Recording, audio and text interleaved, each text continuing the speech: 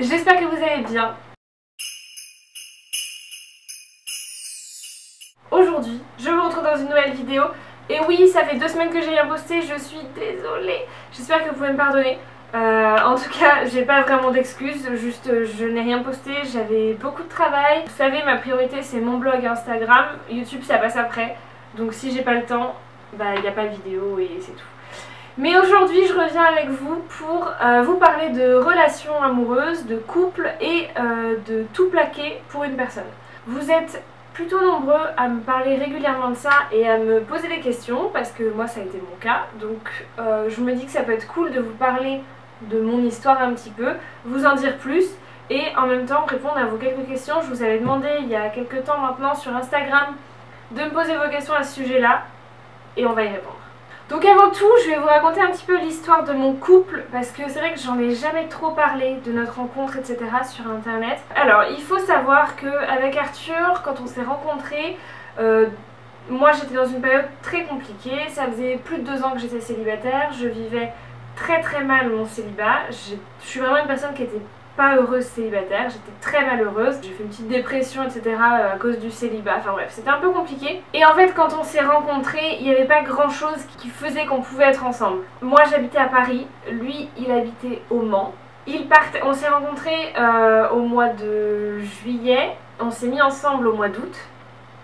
Et au mois de septembre il partait pour quelques mois en Irlande et ensuite il devait partir au mois de janvier pour 6 mois en Nouvelle-Zélande. Lui il faisait sa vie, il partait, moi j'habitais à Paris, j'avais déjà un peu ma vie et il y avait un autre facteur qui visiblement en a choqué plus d'un sur Instagram, mais bon si on voulait avoir votre avis sur notre couple on vous l'aurait demandé. Arthur a 2 ans et demi moins que moi. Moi ça me pose absolument aucun problème de sortir avec quelqu'un qui est plus jeune que moi. Je vois pas pourquoi la fille devrait toujours être plus jeune que le mec et dans l'autre sens ça choque. Mais bref, c'est plus que moi quand je l'ai rencontré j'avais 23 ans, lui en avait 21. Moi j'arrivais déjà dans une période de ma vie où la personne avec laquelle je voulais me mettre, c'était quelqu'un avec qui je voulais rester. Je voulais quelqu'un avec qui j'allais me marier, avoir des enfants. Je voulais vraiment une relation dans laquelle je crois. Moi à 23 ans j'étais largement prête déjà à me marier et avoir des enfants. J'étais déjà vraiment dans cette optique là et c'est aussi pour ça que j'étais aussi malheureuse d'être célibataire. À 21 ans, encore plus quand on est un homme ou en général les hommes ça arrive plus tard que chez les femmes, mais à 21 ans on n'est pas prêt à se marier, à avoir des enfants et c'est pas forcément l'envie qu'on a. Autre chose, lui il prenait une année sabbatique du coup pour partir à l'étranger mais il avait encore ses études à reprendre à la rentrée, enfin en rentrant. Moi j'avais déjà fini mes études et donc j'avais déjà vraiment l'ambition de me marier et d'avoir des enfants. Donc il y avait un peu un décalage, les 2 principaux décalages c'était vraiment ça, c'était le fait qu'ils partent à l'étranger et le fait qu'on n'ait pas forcément les mêmes attentes de la vie au même moment. Mais on a quand même continué à se parler, à se voir un petit peu etc. Et puis finalement on s'est dit bah ouais mais on tente le coup, de toute façon on n'a pas grand chose à perdre. Au pire ça ne fonctionne pas et au mieux on a une belle histoire. Parce qu'on s'attachait, on se rendait compte que voilà qu'on se ressemblait beaucoup, qu'on avait quand même les mêmes envies, la même vision des choses. Donc on a tenté le coup, on s'est mis ensemble.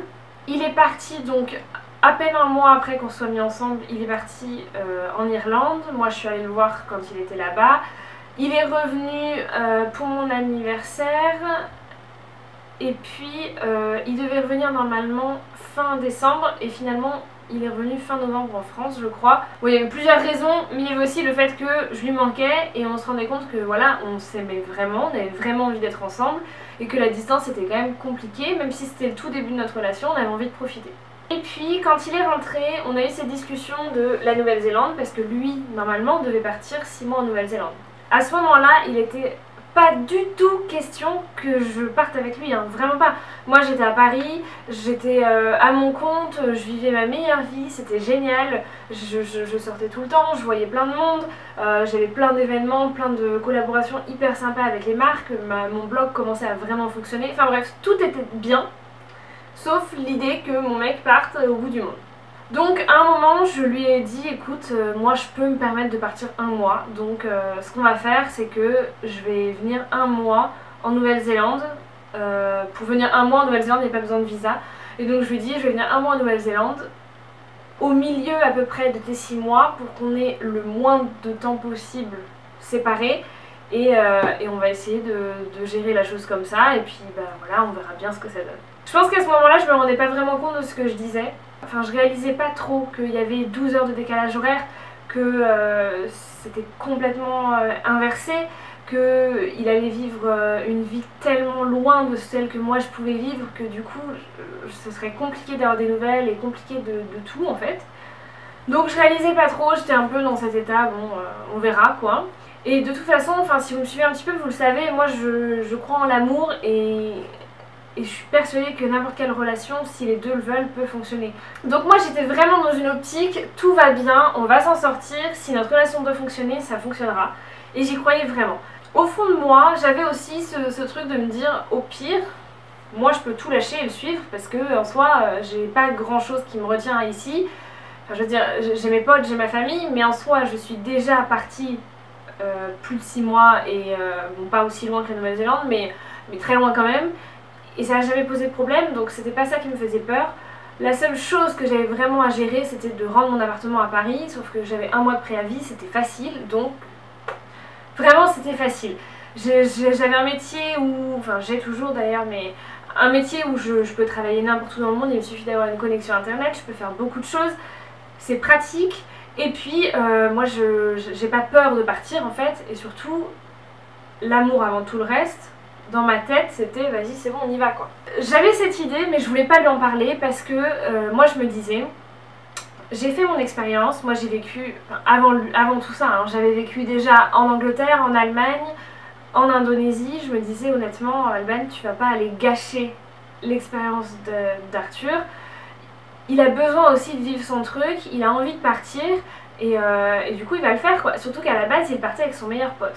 Donc moi je voulais surtout pas m'immiscer dans cette histoire et m'incruster dans leur voyage. Mais son meilleur pote était déjà là-bas puisque lui était parti en octobre.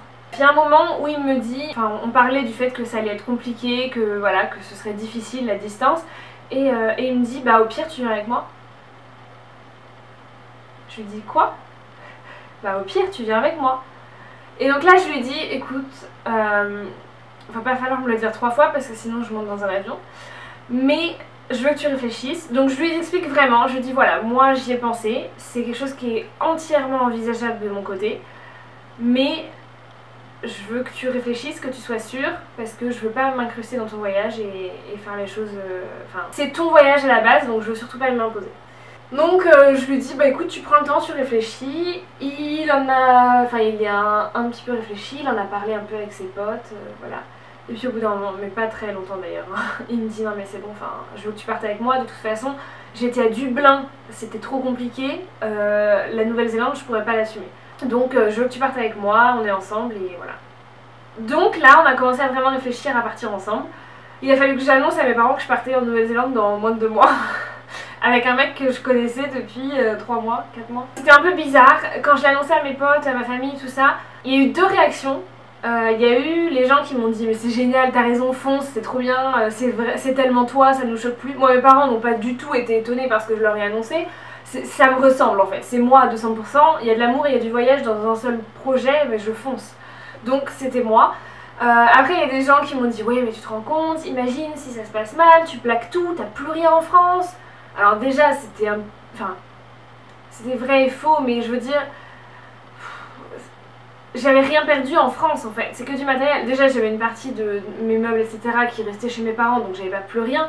Mais surtout en fait de toute façon j'ai ma famille, j'ai mes amis et ça je vais pas les perdre parce que je pars à l'étranger, donc ça changeait rien. Voilà, mais après il y a toujours des gens pour qui c'est plus compliqué de le faire, ce que je comprends et je ne juge absolument pas, mais où du coup ils vont essayer de te dissuader de faire ce que toi t'as envie de faire. Donc on m'a dit mais imagine ça marche pas, mais comment tu vas faire?